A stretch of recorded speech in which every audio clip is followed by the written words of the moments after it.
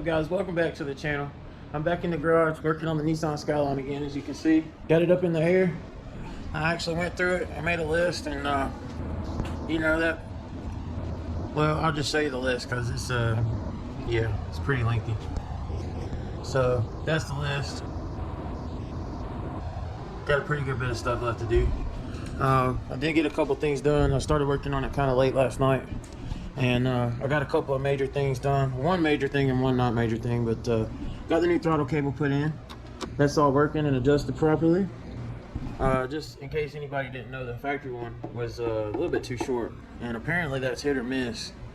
And some people say that it bolts right in, others say you got to change the cable. Well, we were one that had to order another cable, swap that out. So new throttle cable's installed and working great.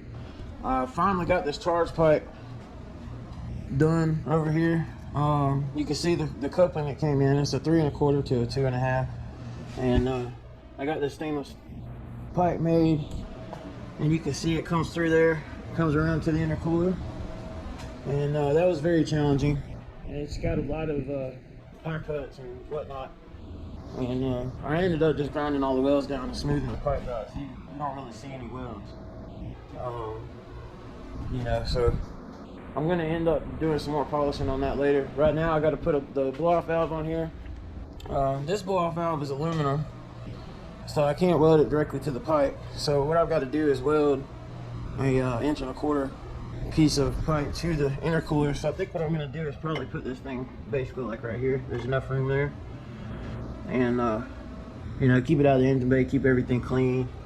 So I'm going to go ahead and mark this out and get this ready and weld I guess like a bung on there, a little piece of pipe, and get that connected up. Go ahead and get this line ran to it, and then the charge pipe will basically be done aside from polishing. And I still got to polish the other side too, so I'm gonna get that done, try to knock out some other things on the list, and I'll check back in with you guys. All right, guys, it's been a few hours, you know, made some pretty good progress. Got the blow-off valve put on, intake temperature sensor. I've been working on some of the stuff over here, trying to sort some of this wiring out. I got the power steering reservoir mounted over here. From the factory, it was kind of like way up over here where the turbo is, so that wasn't going to work at all. So I repurposed the bracket, mounted it over here, and put new lines going to it. And so now I've got the wire. This is the wire for the intake air temperature sensor. I got to get it in there, and I'm trying to figure out where to mount these catch cans, and this is not going very well so far. So I'm gonna have to get creative with that. I'm thinking about putting them somewhere right here, and I'm probably gonna have to make some kind of bracket or something to space these off the firewall. And that's about all I got. I was originally hoping to put them here, but the only thing I can really do is lay them down, which I kind of like, but I don't know. I'm gonna have to, I don't know, I'm gonna have to think about it. I gotta do a little more work on the wastegate, and all I've got left as far as stuff that needs to be wired in is the boost control solenoid and the wideband. Now luckily the wideband is gonna hook straight into the Haltech, so I don't have to run a stock O2 sensor or anything on here. Alright, so we've been racking the craniums all day working on this exhaust, and this is pretty much what we had to do. The wastegate dump pipe, right, it wouldn't fit underneath at all. Like, there was no way to do that. So I had the idea of flipping the wastegate over, and then we've been playing with this thing ever since, trying to figure out a way to tie it in. So this is what we got now, and it's tight, it's really tight, but he's able to get the bolts out of the wastegate from the top. And the way it was set up, there's no way you could have ever gotten them bolts out on the bottom or in. So without just dumping the exhaust on the frame basically from the wastegate, there wouldn't have been no way to bring it out the bottom. And we don't need any fire hazards. But I'm about to go ahead and weld this all up as soon as we get the pipe out. And then hopefully we can go ahead and heat wrap it and install it for good, like it'll be completely done. So But this the top V-bearing flange right there, I actually took it off and shortened the pipe. What do you think about it? Probably close to an inch. Yeah, it was almost an inch. And then welded that flange back on, and that got us a lot of clearance to the firewall, and it also made the catalytic converter and everything fit down in the bottom, so that helped us out a lot. So anyway, so that's what's next. I'm gonna get all this stuff welded in, and we're gonna go ahead and get this pipe heat wrapped, and hopefully it'll be installed for the last time. And that'd be a nice one to check off the list, don't you think? I completely agree. Man, I'm telling you, this is probably the biggest thing on the whole entire car. Put this exhaust tied in. I'm gonna tell y'all, I'm not. Not probably, it is the biggest. Yeah, thing. it's gotta be right there. But look at that, it came right up. So that's exactly what we were looking for. And so that tube from the wastegate is gonna come right up and dump right back into the exhaust, which is awesome. But anyway, this is a really huge item to get knocked off the list. But my point that I was getting into is I'm not happy with the fitment of this turbo kit at all. Right off the top of my head, I can't even remember what the name of it is. But if anybody on the forum asks me about this turbo kit, they're gonna get an earful, because this is nowhere close to bolting up to this car. The only thing that fit was the manifold, pretty much. That's it. Everything else had to have been, you know, cut, welded, fabricated, something. Every single piece on it had to have been, you know, adjusted or something. So, but that's really not too bad looking, man. And the fact that we could get it in and out right from the top is actually pretty sweet. It actually looks kind of cool out of the car. But we're gonna get that V-bearing clamp off of there and go ahead and get this stuff welded up. So I'll show you guys that, and then we'll heat wrap it and move on from there. I made a bracket for the catch cans.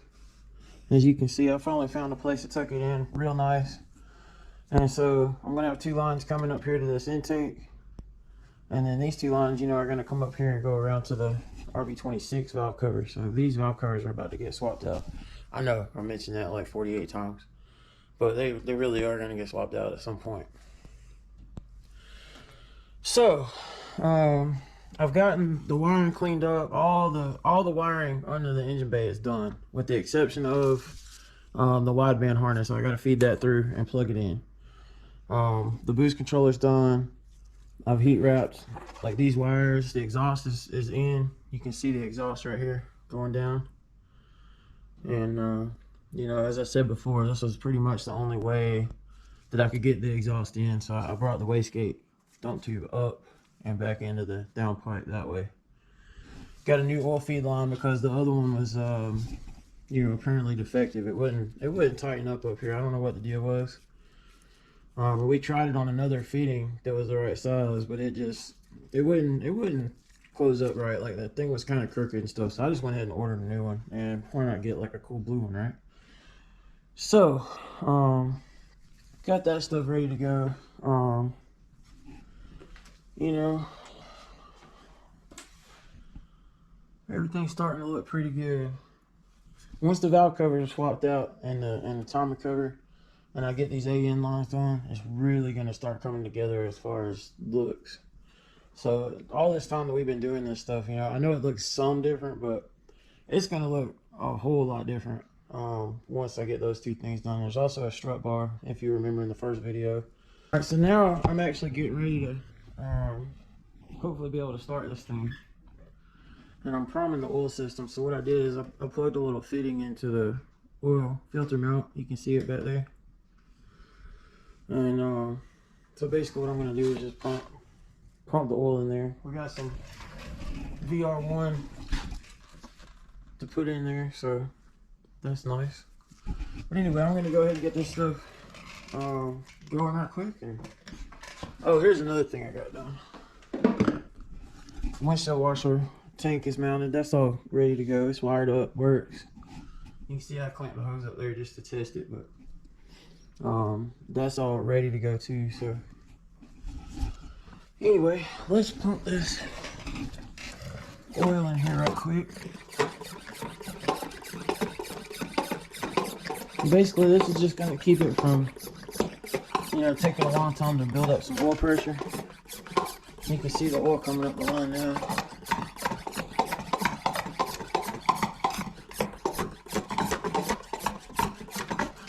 takes a lot of pumping to get this thing some pressure. Once you get the pressure up though, it's not that hard to maintain it. As you can see, the oil is already all the way in, so it's starting to put on the system now. Maybe I should put a air fitting on there or something. That'd be nice. I did all that work for about probably about 28 psi. Anyway, you can see the oil level going down in the bottle, so it's definitely pumping it in. And basically, I just want to go ahead and get the oil cooler and the oil filter and all these big lines filled up with oil, so when it started, it has oil pressure pretty quick. So anyway, that's pretty much all there is to that. Like I said, just priming everything up, getting ready to start her up. Alright, so now I'm wiring up the wideband sensor. So I gotta tap into the ground signal. I got it's the ground for the signal. That's the signal wire right there, the white one. And the brown is also a signal, so or that's signal positive, signal negative, and this is the ground for the actual sensor. And you always want to tie your grounds, like bind them to the ECU ground. So that's what I'm working on right now.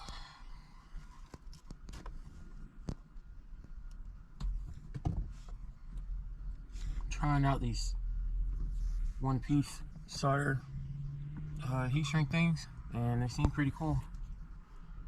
So that's what I'm using for this, just to test them out, and I like them pretty good. We are waiting for Dylan to go online with my computer right now. He's gonna go ahead and program the ECU, so I'm waiting on him right now. So as you can see, you know, I'm online with the ECU, so we'll just wait for him to connect, and then I know we'll see what happens. All right, he's connected. You can see I'm not touching anything. You can see everything moving around.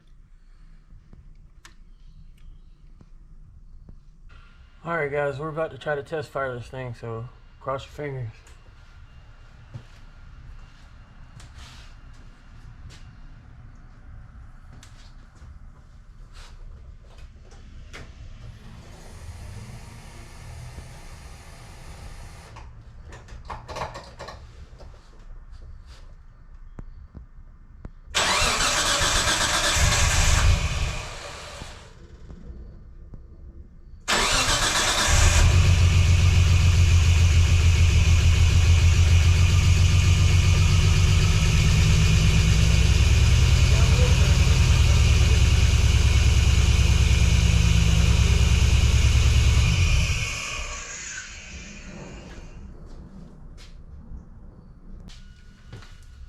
Alright guys, it fired up.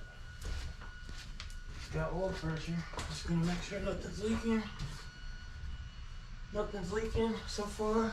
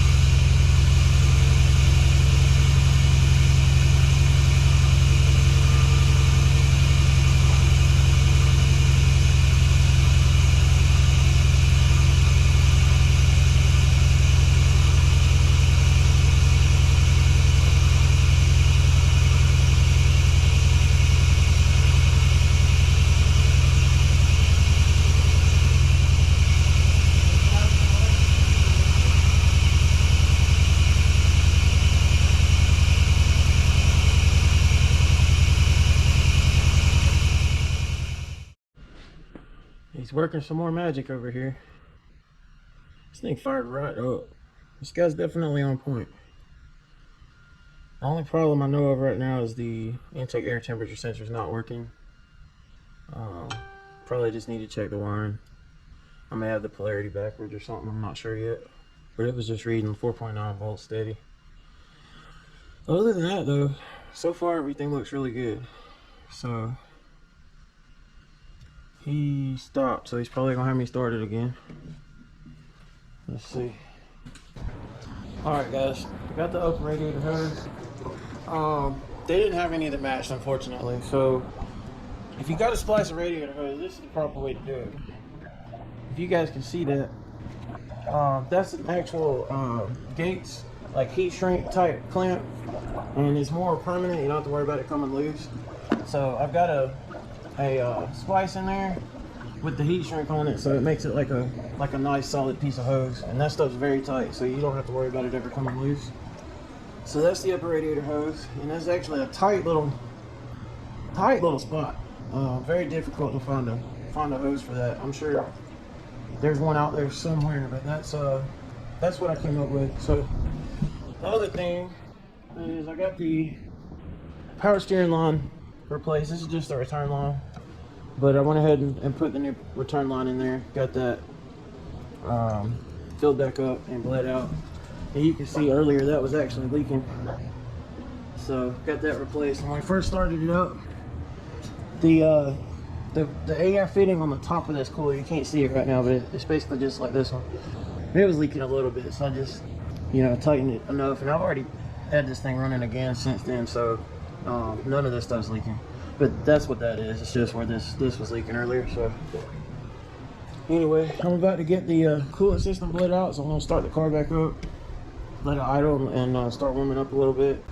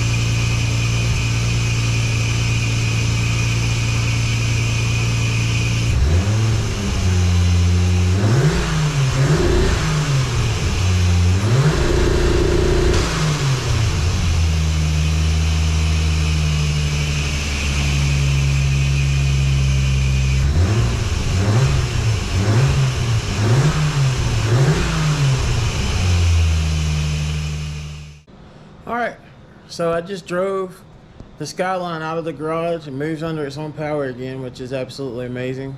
It sounds pretty good. It's going to be going up the counter steer here soon to get a tune.